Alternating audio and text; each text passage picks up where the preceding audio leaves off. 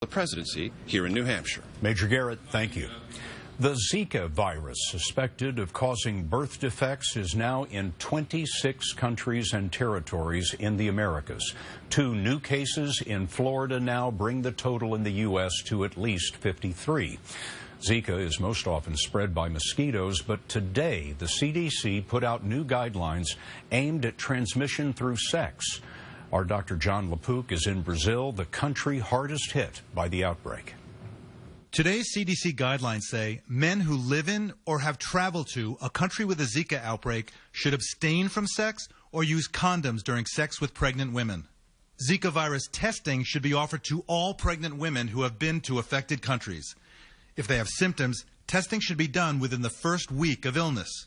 CDC Director Tom Frieden. We're looking to increase the number of women who are intensively monitored by their healthcare provider if they're pregnant to see if they have any indication that they might have this infection. The main cause for concern in pregnant women is the suspected link between Zika infection and microcephaly, babies born with a small head and possible brain damage. Health officials in Brazil say more than 4,000 babies have this serious birth defect. The CDC is telling doctors in the U.S. to be vigilant.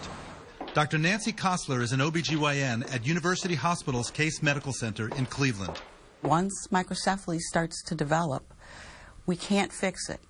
It's not like having hypertension in pregnancy or diabetes in pregnancy, where we know what to do to get best outcomes for babies whose moms are affected by those diseases.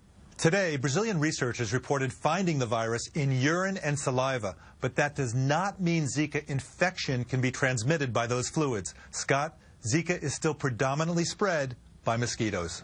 John Lapook covering Zika for us in Brazil tonight. John, thank you. Today, we got some overdue good news on the economy after weeks of worry over the stock market, China, and oil